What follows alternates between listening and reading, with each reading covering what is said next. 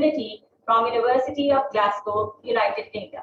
So both will now shed some light on the important information related to BS biotechnology that is being offered by their college. So the house is open for you, please. Dr. Humaira Waheed. Assalamu alaikum and very good morning to all the participants of this event. First of all, I would like to welcome you all to the first virtual open house of Dow College of Biotechnology. The purpose of today's session is to give you a brief introduction about the program, our college, and to answer your questions related to education and admission at the college. The world of science is progressing at a high pace, which leads towards the emergence of new branches of sciences to address the problems of the modern day world. Biotechnology is indeed one of the most exciting and very rapidly growing branches of science among them. The Dow College of Biotechnology is a constituent college of Dow University of Health Sciences, and it was established back in 2016. Currently, it is located at the building of Dow International Medical College, Koja campus, and the college currently offers a 4-year BS Biotechnology program. The teaching methodology at the college is a well-planned and blend of both theoretical and practical skills, and the purpose is to produce the competent human resource who could translate that scientific and theoretical knowledge to address the problems related to health, environment, and various industries. So for these students who have passion to become scientists, Dow College of Biotechnology is an excellent platform for them. The college currently holds both internationally trained and HEC approved PhD faculty, which is actively involved in research activities alongside their teaching assignments. The students at the college are also encouraged to involve themselves into small to advanced level research projects, and the purpose is that to make them enabled to translate the knowledge that they gain at the college into various practical applications. The college also holds strong linkages with the industry in order to make students aware of the recent developments and the current needs of the indigenous industries in Pakistan. The 4-year BS Technology program, biotechnology program offered by the college, has been approved by Syndicate of Dow University of Health Sciences, and the curricula has been aligned with the recent guidelines of Higher Education Commission of Pakistan. The course outline, this 4-year BS Technology program is basically comprised of total 8 semesters, that is 2 semesters are offered each year with a span of around 16 to 18 weeks.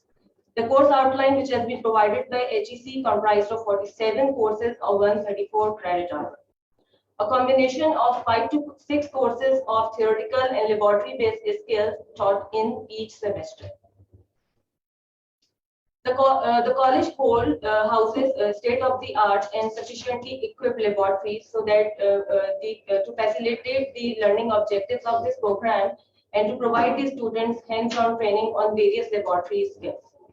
Dedicated lecture hall for each batch has been equipped with the modern teaching tools. Also, the college has a dedicated digital computer lab which facilitates students with their scholarly activities and various teaching needs. Besides that, the students at the college are also encouraged to participate in extracurricular activities that are organized by the Dow University of Health Sciences, and also they are very much encouraged to participate in various scientific events throughout the country so that the research projects they are doing with the faculty at the college, they could present them. And not only this, previously students were able to present them, but they are also able to win various top prizes in these scientific events. The faculty at the college has been actively involved in various research projects, and they are able to win many national and international grants. The research conducted at the college has been published into many international peer-reviewed journals.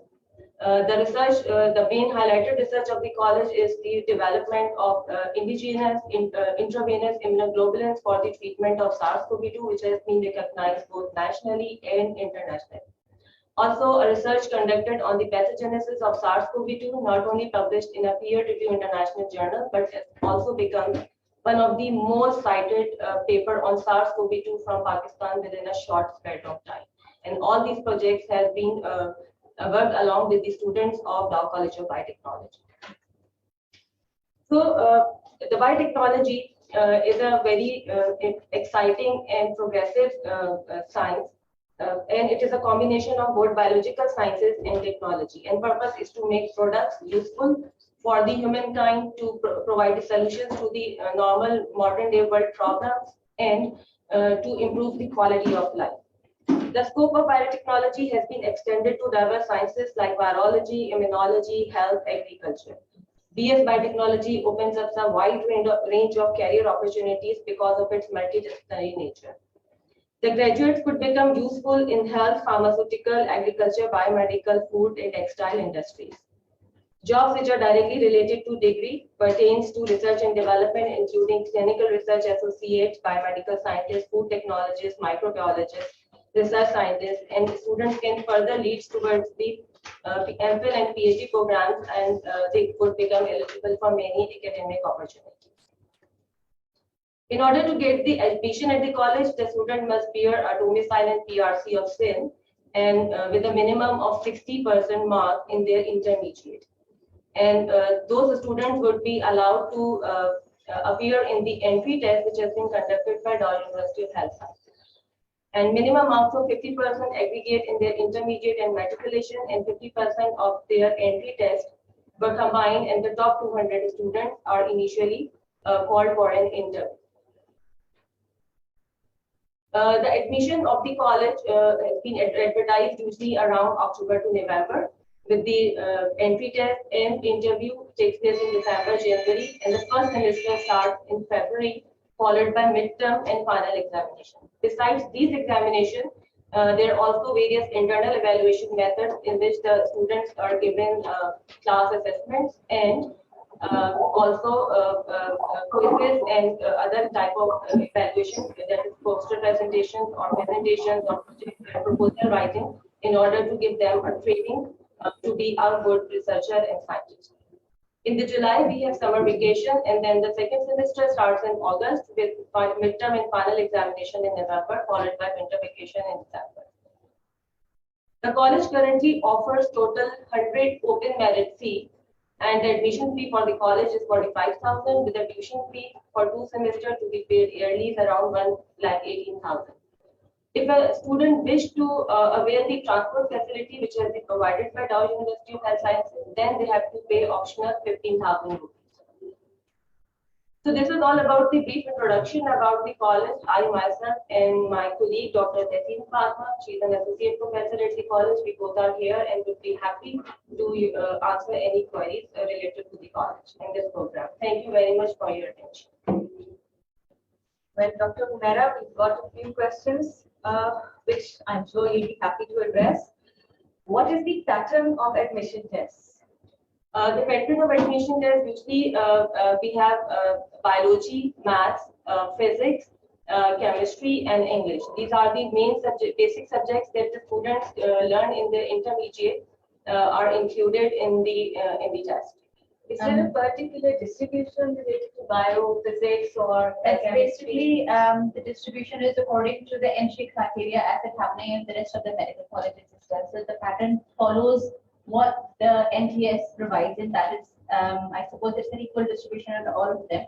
The general distribution gets to be math, science, and English, and science is then further broken down in the respective disciplines.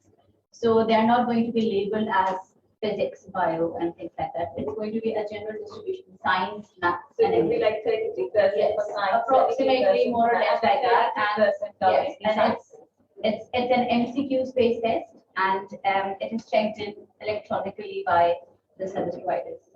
So there is no human involvement involved. So it's totally Yes, it's totally transparent. Yeah, it's a totally There can be no transparent objection by procedure. students that the checking work in some way.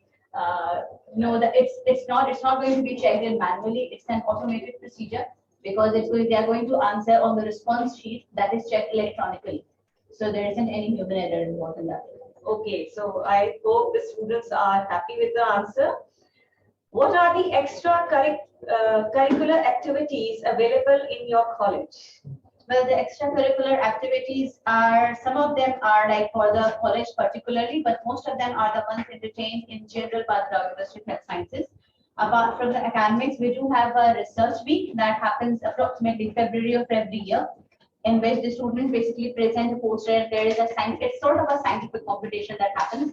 It's not mandatory, so it is considered in that domain. But apart from the academic activities, we do have the sports week being celebrated every year. It's an annual session, and we have like ground sports as well as in-house sports. We do have like ground sports, we do have like cricket, football matches. We have got the gymnasium matches, including the volleyball. And apart from that, we do have certain those kind of competitions. Like we do have debate competition, we do have an education contest, and there is a specific bed party and not contest. The three things, some of them happen all year round. Like then there are prior advertisements. Like just like I think 2 to 3 weeks ago, there was a Siratul Nabi conference, and there was a poster competition regarding that as well. These are some of the things that happen all year round. I think it's a matter of the student seeking for them. So extracurricular activities are very much integral Yes, to your it is. academic. It is. Yes, okay. So when will the admissions start? Admissions, as Dr. Mehra explained, it would start and after the advertisement has been played in all the national newspapers. So we give it a time to submit in the forms, and tests are usually conducted in December. And then we provide in, because for the first 200 students, we're going to conduct an interview. And out of those 200, the top 100 will be offered the seats at the college. The term, officially, the academic calendar starts from February. Okay, so let me just recap it. The admission phase basically comprises of 2 stages. The first is a written test. Yes. And then the second stage is the Yes, interviews. it is. And after the interviews, we select 100 students. Yes. And the admissions start around December. Yes. And the process starts yes, from- the process starts from December, and the final selection and commencement of the semester is from February. So I think we have actually addressed these questions as well. Do you offer biotechnology genetics? Well, BS Biotechnology, it's more of an amalgam of different sciences. So genetics is an integral part of the biotechnology. So they would be taught a specific course by the name of classic genetics. And then we have got certain other courses in which genetics is a part of it. Like we do teach genetic conservation. We do teach bioinformatics that talks about genetics, and certain other health biotechnology and the rest of the biotechnology as elective courses and major courses that include important part of genetics. So you address it, that Yes. it is being offered in Yes, short. but there isn't a degree entitled as biotechnology genetics. But there are courses. There are courses by the name of it. Yes. Okay, another question is, do you offer internships, and what kind of jobs are offered? Yes, few of the students, besides in our final year, we have research projects for top 10 students of the class. So they would be allowed, they would be have the choice to join any of the faculty, and they could bring up with their own ideas, or they could work with the already going on projects with the faculty. And besides that, few of the students which are, top students of the class, they have been offered to work not directly into those research projects towards their thesis, but they got the chance to work along with those students and with that faculty, so that they can get the hands-on experience on various laboratories.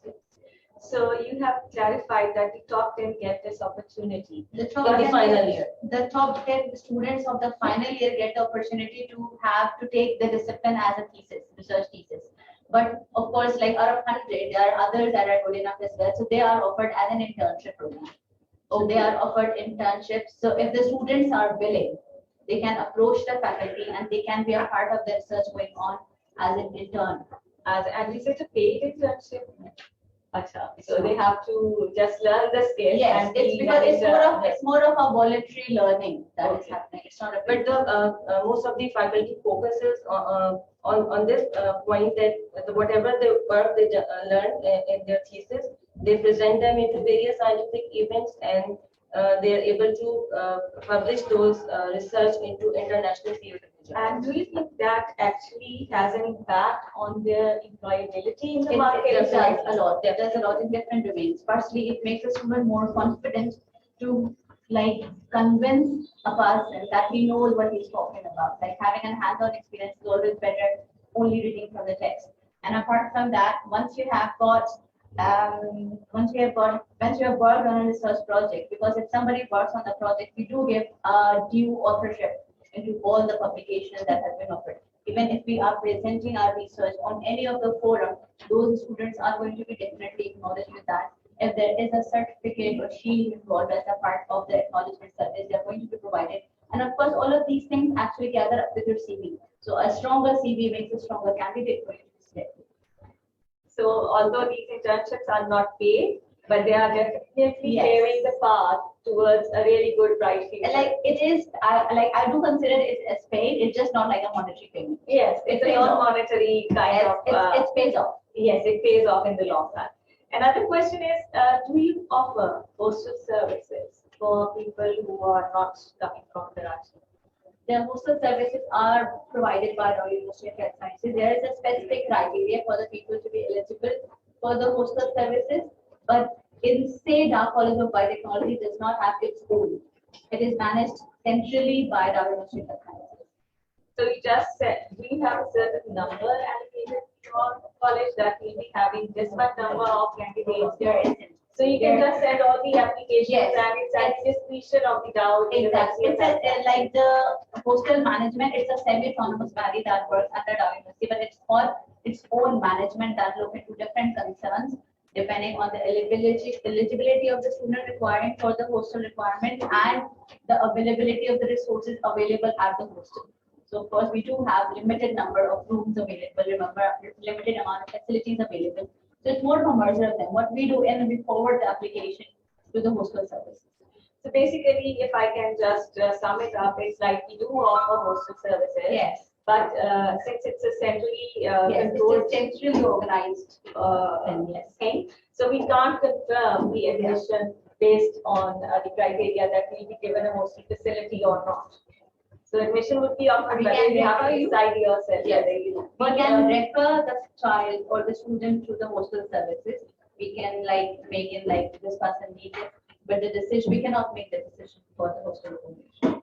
Have you ever had any experience with somebody was selected, was in the merit list, and they wanted to avail the hostel facility, but it was not available? And could you help him or her out of the Usually, situation? for that, what students do is that when they come for the admission, for the interview, and they are coming from, mostly the students which are coming from interior, and what they do is that 2 or 3 girls or boys, then they rent out a place for them to live together in consent So, with the family. Yes, we've got So this some is very much options possible. other than Yes, hostel and we do available. have some examples, some things like that, in which, because sometimes what happens, some other siblings are studying in Karachi as well, they basically rent out their own apartment. And sometimes some of the students, and there are certain other hostels available within the vicinity. Like, and we have got some of the students living in the nearby areas, those are like privately rented, sort of semi-private hostels, and where the students are living. So we do have some of our students living in those hostels as well. So we've got a very good advantage here that Dow University is almost centrally It's located centrally in Karachi. located, yes. And you can have, even if the hostel facility is not available from Dow, you still have options available Yes. which you can utilize as a student and still avail the admission which you got here. So how many, another question, we've got 2 more questions. How many seats are available in your college? For each batch, we have open merit 100 seats. We do not take students more than 100. More than 100, okay. So the top students, top 100 students who wanted to take admission in the college, passing the test and their interview, they are offered the seats. And it's only a merit based. There is no quota system, and if in between some student leaves and they join any other department or university, then we have the seat available. So the student from the merit list, the very next one is called. So, okay. But that only happens within first semester. Within It's the not like first within, semester. it's not like after the first semester is passed. So even if the person loses or wishes to escape from second semester onwards, we do not take any inductions after that. Okay, that is very important that even if a seat is available after the first semester, no student from the merit list will be entertained. It's not like we have to have a full picture of 100 Circumstances. every semester. Yes. So, okay. but like, you know, by the end of fourth semester, we do have like have got a strength of approximately 95 or something, but we cannot think of it like maintaining it 100 So it's almost like a 5%. like sometimes it's just an example. It has happened. Like some of the girls got married or they got located somewhere else, or they Yes, they are all they kinds of tend to problems. apply any other institutes and they get the admission. So yes, these things only happen like if a person, if you got a seat available within the mid of the first semester, maximum like first 2 to 3 weeks, then we send an offer. Okay, so all the students can be hopeful till the next. Yes. They Okay. might be called. Yes, in case for somebody drops the next out. a month and a half or something. For next month. Okay, that addresses the question of seats. It has been clearly explained by the panelists that 100 seats are offered in case somebody drops out till mid. The merit list will be utilized, and after that, it doesn't matter whether there are 100 or not. They'll continue with the same number. The next question is maths included in entry tests? If so, how to prepare for it? Now, maths is a really difficult subject, you know. Yes, math is included. And we do have a very high strength of the students that are coming from pre-engineering background. So, a BS It's a lot. It's a lot. In fact, more than that. So we have got like a large number of students who are coming from pre-engineering background. Maths is included. As such, as so much and so maths is included in MCAT test itself. So it's a part of the basic testing requirement in all of the disciplines. It does not. It's like it's a basic metric in intermediate maths. It's nothing like. Well, the $1 million question is, if so, how to prepare for it? Any guidelines? Well, as you would prepare for any of the entry tests, I think